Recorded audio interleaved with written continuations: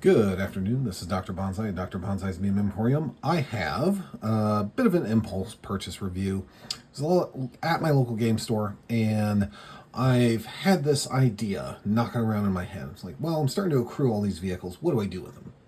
Reasonable question. And I think I'm going to do a McCarran's Armored Cavalry list, and they use a lot of vehicles, so they're kind of atypical, like most mercenary units, where it's just like a company or a battalion of mechs with very little support or hangers on as far as like armor support. So I got this, and I got this because it's got some good utility designs that are kind of mercenary periphery, intersphere general availability on the master unit list. So let's look at this. Retail $40. Unfortunately, I didn't get a discount or anything on this one. The store is not that great, to be perfectly honest with you. It comes with eight vehicles, 8 sport cards, 8 Alpha Strike cards. The contents are, if you're not familiar with any of these, 2 Hetzer wheeled assault guns, 2 Bulldog medium tanks, 2 Sturmfear heavy tanks, and 2 von Luckner heavy tanks. All of these are designs that I'm familiar with from the 3025, TRO, the really cool one with the Atlas chasing the dude on front cover. So that was my vintage of Battletech when I got into these.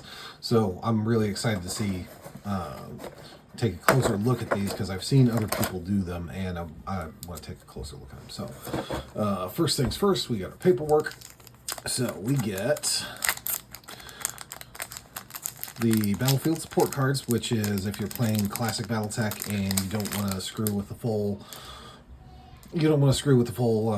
process of building out a list and printing out the record sheets and all that stuff. You can basically cheat and do this kind of halfway house between Alpha Strike and making vehicles feel still useful, but like they're not as strong. They're not nearly as strong as they would be even if you played full BattleTech rules with them, or Total Warfare rules. So you get the von Luckner, you get the VNL K70, the K75N, the K85N, and the K65N. I believe the K65N is the basic 3025 version. Then you have the Bulldog with a plasma cannon. Then you have Bulldog with the ER large laser, Bulldog with the chemical laser, and your standard Bulldog. And then you have the Hetzer wheel assault gun C. So this is the clan variation of it. God help anybody that's stuck in one of these things, I would think. Actually, an SRM version, because they do come with an SRM version. You have the wheel assault gun with a cell engine, a fuel cell engine. Then you have your basic wheeled assault gun, and then you have Sturmfear, which is the assault. I'm not as familiar with this. Obviously, it says ECM 6, so I'm like, okay, obviously there's some ECM to go along there. And then there's the SRM version. It says horse on the. You can see that it says horse on the door, so that's funny. And then you have the Sturmfear cell engine, and then your basics Sturmfear heavy tank. So, pardon me. And then, of course, you get the Alpha Strike cards. These are kind of same tone and tenor as the Alpha Strike cards. Nothing to write home about. Just, it's got both variations on both. They're cheap. They're cheap as chips. The basic Bulldog is 17 PV in Alpha Strike. Even look at this. Even the clan version of the Hetzer is only 19 PV. That's ridiculous. That's funny. And then, oh, guys, wait a second. This one's 22 points. Does it go any faster? No, 10 wheeled. Yeah, 8 wheel. Goes a little. It shifts a little. 15 points for Hetzer. So you can basically slot these in anywhere. The Sturmfears, they're a little bit spicier. They're some genuine big boys. they need to be contended with. So, all right. So, on to the main event, which is miniatures themselves.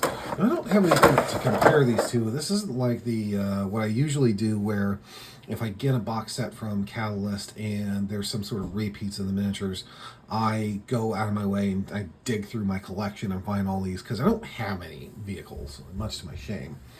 So we'll start. Basically each one of these comes in pairs.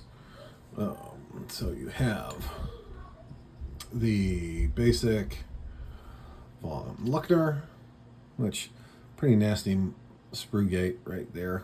So fairly well detailed. Turrets do move. They are on a ball and socket joint.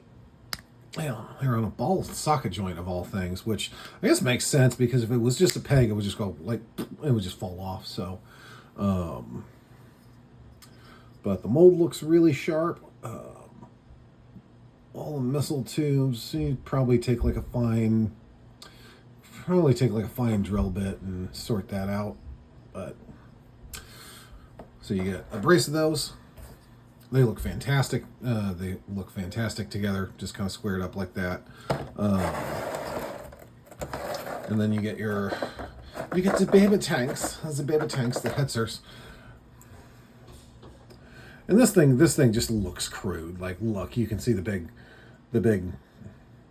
weld lines where this thing was just cobbled together by the lowest bidder, and you can kind of tell it. It's actually kind of interesting that you get the tread, the tire tread detail. I don't know if that's picking up, and yeah, so yeah, one big old hatch on the side, one big old hatch on the top of the roof, and that's how you ingress and egress. This thing would be ridiculously dangerous to crew if anything ever happened to it. So you get, again, two of those cute little tanks. And then one of my favorite just generalist designs is the Bulldog, because you get the large laser kind of offset in the kind of the mailbox slot turret.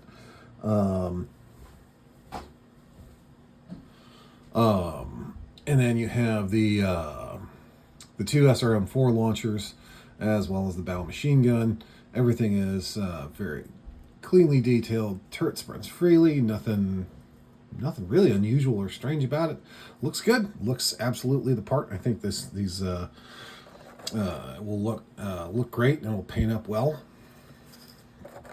And then you have the Sturmfuhrers, jawohl, where it's pair of machine guns perched precariously. Oh, this would be funny. Oh, they spin. Stop. Why does the baby turret spin? That makes no sense. Why would you do that? Like, why? That makes no sense. Why would they spin? I don't know. Like, as like an extra like thing to screw around with in like making it, it's like, hey, we're just gonna mold these as part of the turret, right? Now we really want them to spin. It's like, what? Are you high? But anyhow, again, pretty nasty mold cut gate here. Each one of these two is LRM-20, basically. If you don't know what this is an LRM-20 up front, LRM-20 quote unquote front mounted, at least as far as the rules are concerned. So each one of these tube clusters represents 5 tubes. Doors open, missiles come out, you have a bad day. And then, that's so stupid. Like, it's not stupid, but it's like, that's ridiculous. Like, why? Why would you over-engineer something just for the extra machine gun pivot? That's weird. But hey, I'm not a scientist, so whatever. But yeah, you get two of those. So for $40, is this a good deal?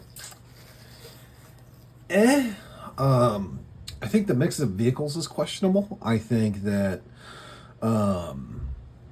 if you were gonna do a box set and they were all kind of related tanks. You would want to have like, okay, von Luckner's with the Behemoth, or a couple of Behemoths, or you would want the Hetzers, which are kind of these disposable garrison unit vehicles. You would want those to be thrown at.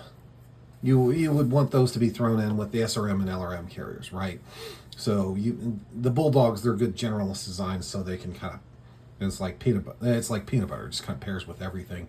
The Sturmfuhrers are kind of interesting because they're so directly slanted towards LRM 20 fire support. I don't know where else you would put these in a box set, but I don't know. I just feel like the tanks could have been, the way the lance boxes are organized, they could have been chopped up a little bit differently to probably represent a more effective mix of vehicles together.